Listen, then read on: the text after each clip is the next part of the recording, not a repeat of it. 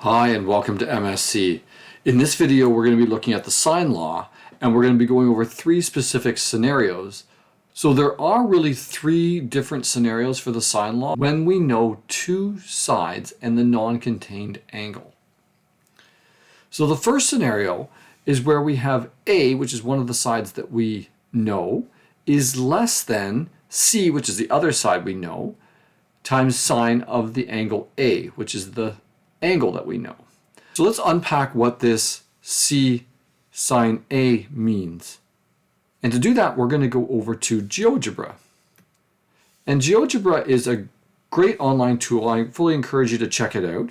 And so I've created a bit of a triangle here. We know angle A, we know C, and in this case we know what side length A is, because it's opposite angle A. What we know is that it has to be less than this other length here, C sine A. So C sine A will be this height of this triangle that we can try to form here. And this value comes from, if we just consider this right triangle here with the dotted line for the height here, then if I wanted to do SOHCAHTOA, right? Sine is opposite this length here over hypotenuse.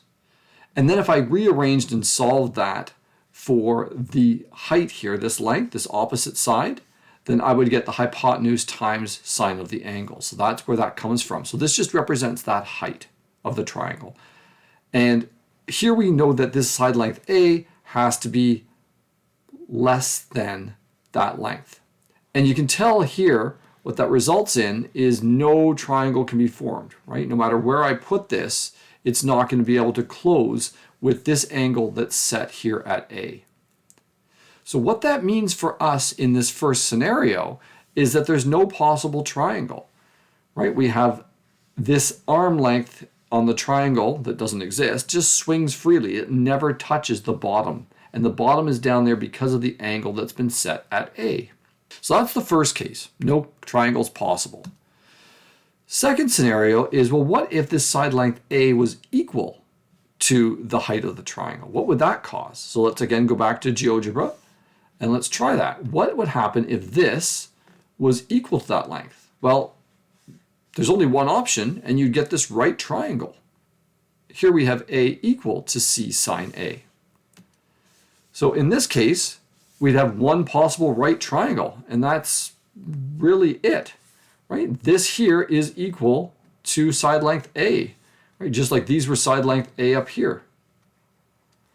They just never touched because they weren't long enough to reach down to the bottom with our set angle that we know in the side angle. So we are assuming that A is one of the sides that I know in terms of the length.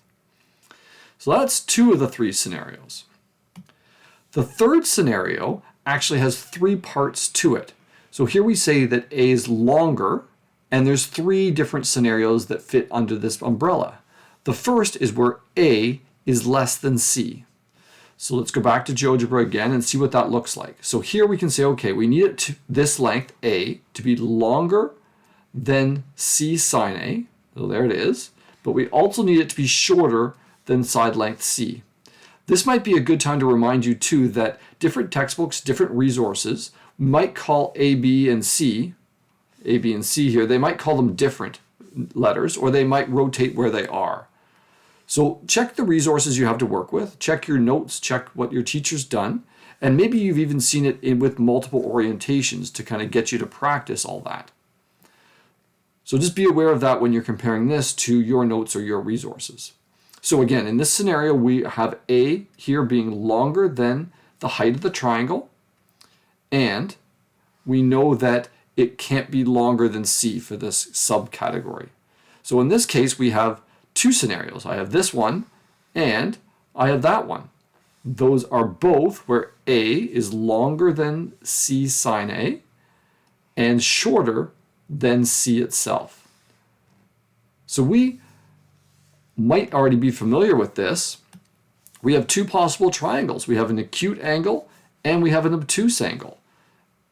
And so this is the ambiguous case of the sine law. So it is actually this third scenario where A is longer than the height, but shorter than that side. And again, A is the side length opposite the angle that I know. And again, this is the side-side angle scenario. So there's your ambiguous case. That's how it fits into all of this. I have a separate video on the ambiguous case of the sine law, and I fully encourage you to check that out as well. Next scenario is, what if they're equal? What if A and C were equal?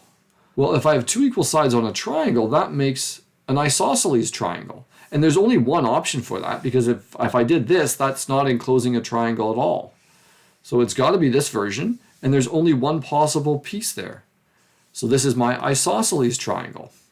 In this case, A here has to be 10 as well. And there's only one possible isosceles triangle I can draw. The last category on the third scenario is where A is longer than C. And one last time over to GeoGebra. And so if A is longer than C, there's no triangle I can make over here that's going to work with that set angle. I'd have to rotate all the way around over to here perhaps to get this scalene triangle. And there's only one option for that to happen as well. And that would look something like this. Okay? So those are the different scenarios that can result from the sine law, specifically when we know two sides and the non-contained angle. Again, be careful with how A, B, and C are labeled in the diagrams, but calculating the height of the triangle will allow you to start to identify which scenario you're in, allow you to identify if there's only one possible triangle, if it's the ambiguous case with two, or even if there's no triangle at all. I hope this run through of the different sine law variations has been helpful. If it has, please consider liking the video and subscribing to the station. And as always, thank you very much for listening and watching.